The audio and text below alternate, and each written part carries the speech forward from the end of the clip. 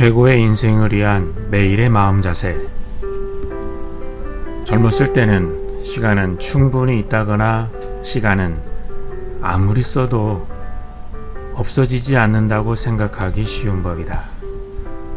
하지만 그것은 재산을 탕진하는 것보다 더 어리석은 것으로, 그것을 깨달았을 때에는 이미 모든 것이 늦어버린 경우가 많다.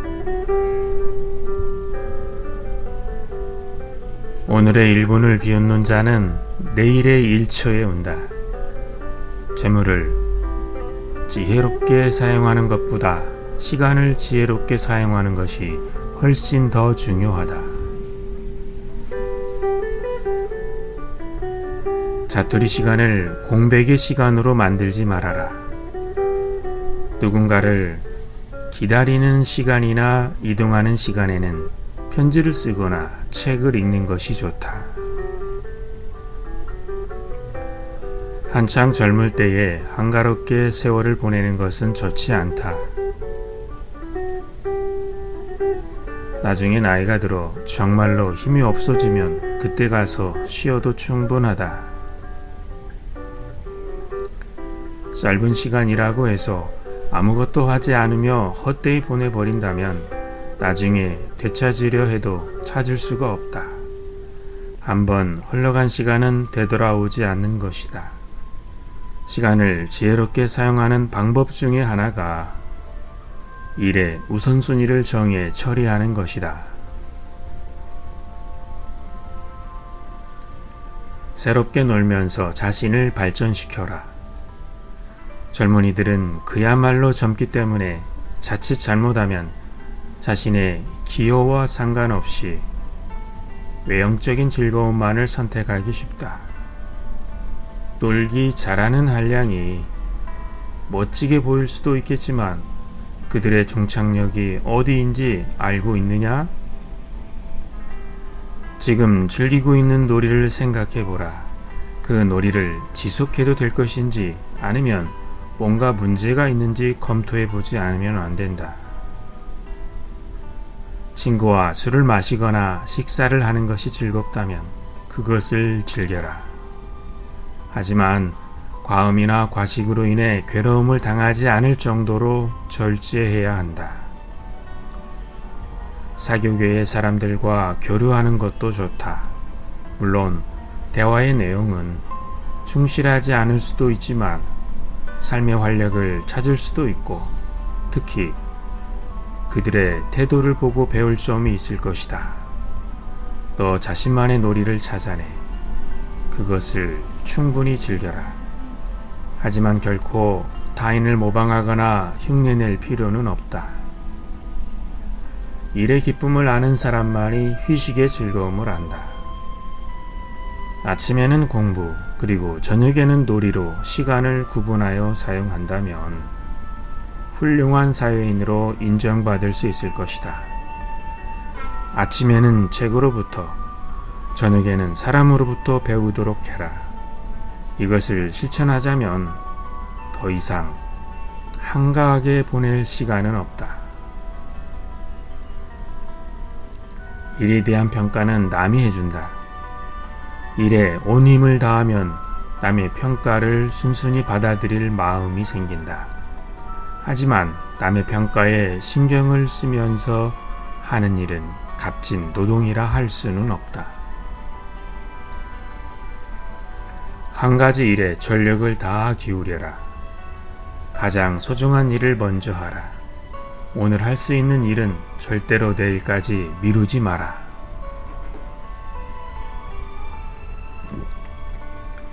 매일매일 하루를 되돌아보면서 오늘은 이만큼의 일을 해냈다고 자신있게 말할 수 있었으면 좋겠다. 대화할 때에는 상대방에 집중하고 공부할 때에도 마찬가지로 하라. 어떤 일이든 이왕 하려거든 열심히 해야 한다. 일이든 놀이든 현재에 집중하라. 인생의 지혜를 얻는 현명한 금전사용법. 공부에 필요한 돈이나 교재에 들어가는 돈을 아까워할 필요는 없다. 여기서 말하는 공부에 필요한 돈이란 필요한 책을 사는 돈과 우수한 선생에게 배우는 돈을 말한다.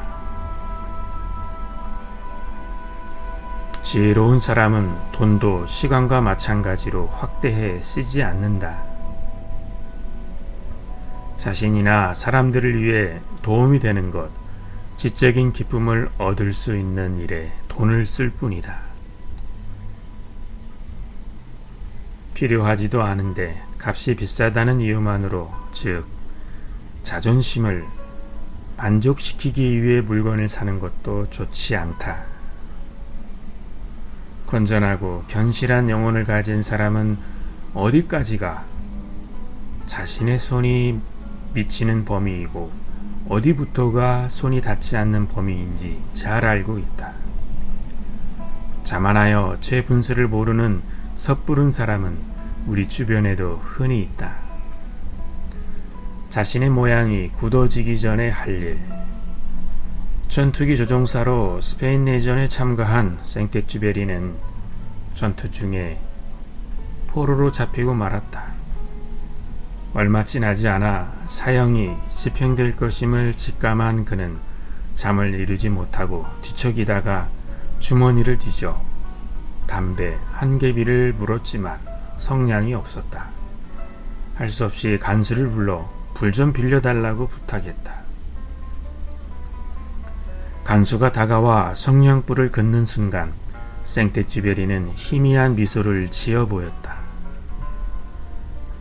그 미소를 본 간수 역시 입가에 미소를 지으며 이렇게 물었다. 가족이 있어? 그 말을 들은 생텍쥐베리는 아무 말 없이 지갑에서 가족 사진을 꺼내 보여주었고 서로 가족 이야기를 주고받는 동안 그들 사이에는 따뜻한 교감이 오갔다.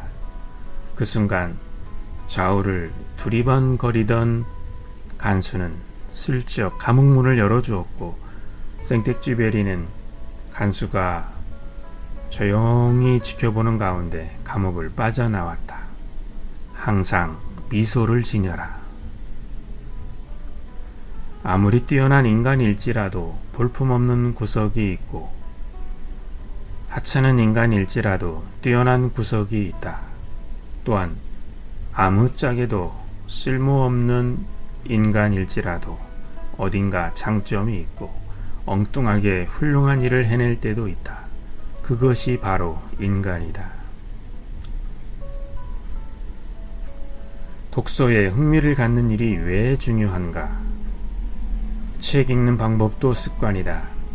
저자의 이름만 보고 책 내용을 있는 그대로 받아들이지 말고 내용이 얼마나 정확한지, 저자의 고찰이 얼마나 명확한지를 스스로 판단하기를 바란다. 현명한 인간이 바보스러운 일을 하는 경우도 있고 바보스러운 인간이 현명하게 처신할 때도 있는 법이다. 이처럼 모순된 감정을 지니고 있는 인간은 변화무쌍 그 자체이다. 과거의 잣대로 현재를 재지는 마라.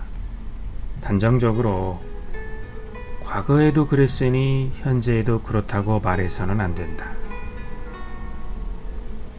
책과 사람에게서 배워라. 인간은 태어나서 죽을 때까지 계속 배워야 한다. 책을 읽을 때는 반드시 독파하는 습관을 기르고 핵심을 완전히 파악하려는 자세로 책을 읽어야 한다. 즉, 책이란 능동적으로 연구하면서 읽어야 하는 것이다. 자기의 주장을 가져라. 지식도 덕도 없는 사람이 타인으로부터 인정받기란 낙타가 바늘구멍을 통과하는 것보다 더 어렵다. 반면에 지식과 덕이 있고 기품과 겸손한 태도를 지닌 사람들은 애써 노력하지 않아도 마치 먹물이 화선지에 번져나가는 것처럼 그 품행이 널리 알려지기 마련이다. 타인의 생각으로 사물을 판단하지 마라. 독단과 편견에 빠지면 사물을 판단하는 눈이 달라진다. 다른 사람의 의견이 나의 의견과 다를 수 있다. 서로 진지하게 의견을 주고받으면 또 다른 장점을 이끌어낼 수도 있으며 서로의 발전을 위해 좋은 일이라고 할 수 있다. 편견이라는 것은 정말로 무서운 것이다. 그럴듯해 보이는 것에 현혹당하지 마라. 사고방식을 일일이 점검하고 생각해 보아야 한다. 편견이 아니라면 여러 사람들의 의견을 듣고 그것을 종합하여 옳고 그름을 판단하는 습관을 들이도록 해라. 먼저 자기 자신의 생각이 무엇인지 깊이 생각하라. 책도 사람과의 교제도 무턱대고 그대로 받아들여서는 안 된다. 그것은 어디까지나 인간에게 주어진 판단력의 보조물에 지나지 않는다. 번잡하고 귀찮다는 생각이 들지 모르지만 그래도 스스로 생각하는 작업만큼은 철저히 해주기 바란다. 오늘은 여기까지입니다. 아버지가 자녀에게 전하는 삶의 지혜는 계속됩니다. 감사합니다.